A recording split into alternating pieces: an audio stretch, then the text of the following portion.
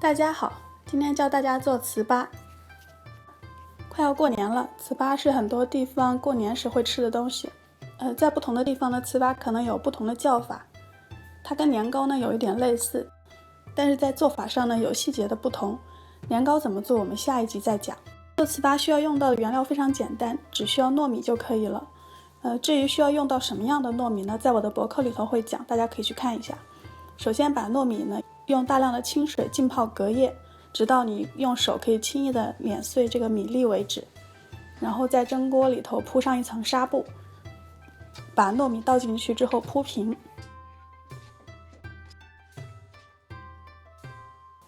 然后在中间戳几个小洞，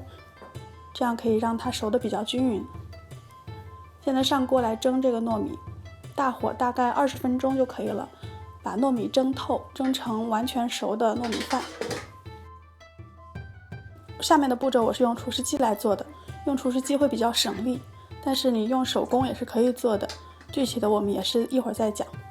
先把这个蒸熟的糯米饭趁热转移到厨师机的碗中，然后装上揉面用的钩子，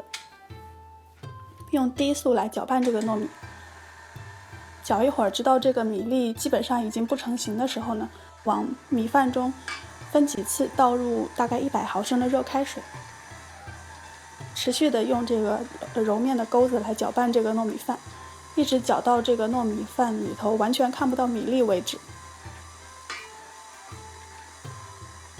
整个过程用厨师机呢，大概需要10分钟左右。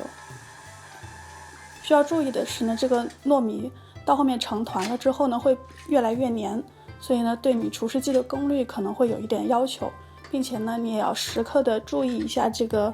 机体有没有发热，注意不要损坏机器。现在呢，在案板上抹上少许油，放上一大张的保鲜膜，再在保鲜膜上也涂上少许的油，这样可以防止保鲜膜移位，也可以防止米饭粘在这个保鲜膜上。把搅成团的糍粑转移出来，放在保鲜膜上。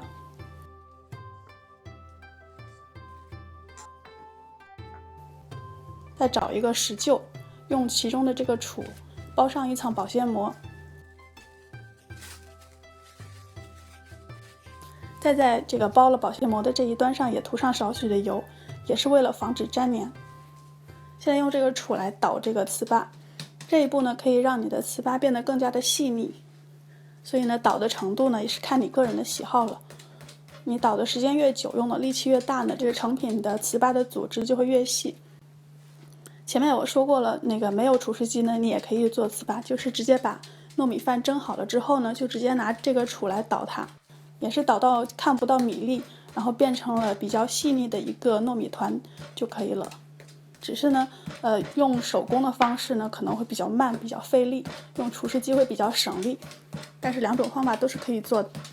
现在这个糍粑捣到合适的程度之后呢，就已经完成了，它是可以直接吃的。像是红糖糍粑就是用新鲜的糍粑做成的，具体要怎么做呢，我们一会儿再讲。现在先来讲一下如何长期的保存这个糍粑。把你的手洗干净之后呢，在手上抹上少许油，然后把这个捣好的糍粑呢整形，把它整成一个扁扁的方砖的形状，然后呢放在阴凉通风的地方去晾干。晾干大概需要1天的时间就可以了，中间翻面1、2次。晾过1天的糍粑呢，这个表面会变得很干，然后呢敲起来是硬硬的。然后这个时候呢，用刀把它切成厚一点的片。因为现在糍粑很硬，所以我觉得用有锯齿的这个面包刀来切会比较方便。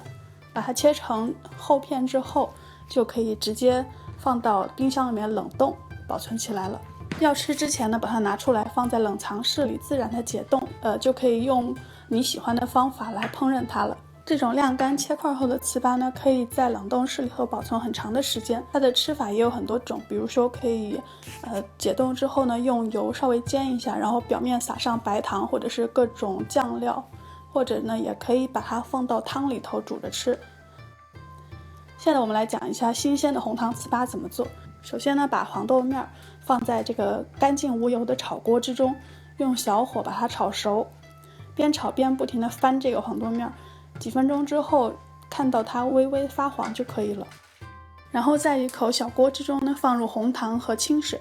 糖水的比例大概是2:1，把糖和水小火煮开之后呢，稍微的煮一下，煮到有一点粘稠度的糖浆就可以拿到一旁待用了。现在呢，把熟的黄豆面放在案板上，再把刚才捣好的新鲜的糍粑拿过来，在表面薄薄的沾上一层黄豆面，可以防止粘手。把这个糍粑整形成长条状，然后揪下一小团来，在2个手中间搓成圆球状，再放到那个熟的黄豆面中滚一圈，让它表面都沾满黄豆面就可以了。把之前煮好的红糖浆放在一旁，吃的时候呢，拿这个糍粑沾着红糖浆吃，或者你也可以直接把糖浆淋在上面。这样新鲜的红糖糍粑就完成了。需要注意的是呢，要这么吃的糍粑一定要是刚刚做好的，如果已经放过1-2天之后呢，糍粑会变硬，就不适合这种吃法了。现在快要过年了，今天呢，我演示一下糍粑的基本的做法，希望大家喜欢这道自制的糍粑。谢谢大家的收看。